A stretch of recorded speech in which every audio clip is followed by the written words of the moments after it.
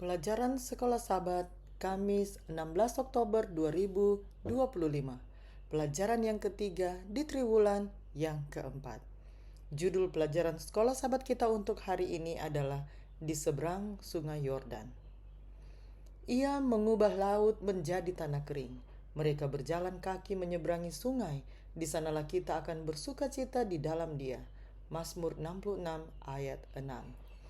Baik penyeberangan Laut Merah maupun penyeberangan Sungai Yordan merupakan penanda era baru dalam sejarah Alkitab dan keduanya memiliki makna simbolis.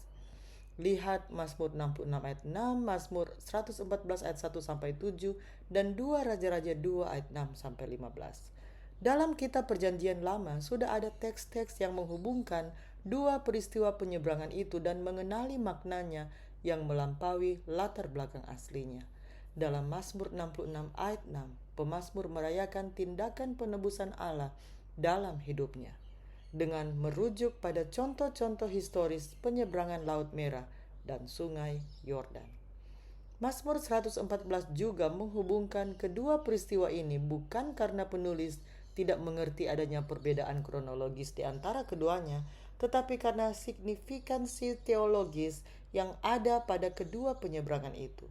Dengan demikian, kedua peristiwa ini dipandang sebagai kontribusi bagi perubahan status Israel, yaitu dari perbudakan menuju kebebasan, kemudian dari pengembara yang tidak memiliki tanah menjadi bangsa.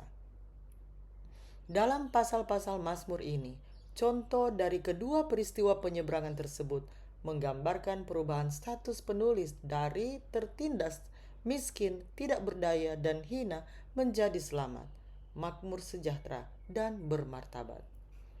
Di tepi Sungai Yordan pula, penyeberangan Elia terjadi dalam konteks mujizat yang serupa dengan yang dicatat dalam kitab Yosua. Bagi Elia, penyeberangan ini membawa perubahan status yang paling signifikan dalam hidupnya.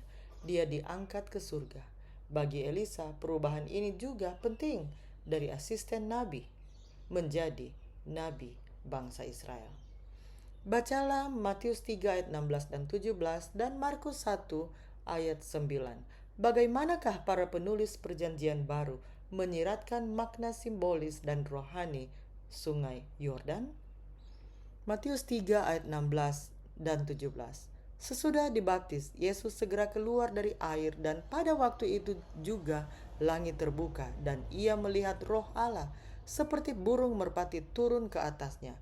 Lalu terdengarlah suara dari surga yang mengatakan, "Inilah anakku yang kukasihi, kepadanya lah aku berkenan." Markus 1 ayat 9. Pada waktu itu datanglah Yesus dari Nazaret di tanah Galilea dan ia dibaptis di Sungai Yordan oleh Yohanes. Pelayanan Yesus di bumi sebagai wakil Israel mengikuti pola sejarah Israel dahulu. Yesus mengalami pengalaman Laut Merah dan Sungai Yordan. Dia dipanggil dari Mesir setelah terancam hukuman mati, berada 40 hari di padang gurun yang mirip dengan Bani Israel 40 tahun, dan sebagai transisi dari kehidupan pribadinya ke pelayanan publiknya, dia dibaptis di Sungai Yordan. Kemudian, Ibrani 3-4 menyatakan signifikansi simbolis penyeberangan Sungai Yordan dan memasuki negeri Kanaan sebagai bayangan ke depan perhentian anugerah yang dimasuki oleh orang Kristen melalui iman. Demikianlah bacaan pelajaran Sekolah Sabat Kamis 16 Oktober 2025.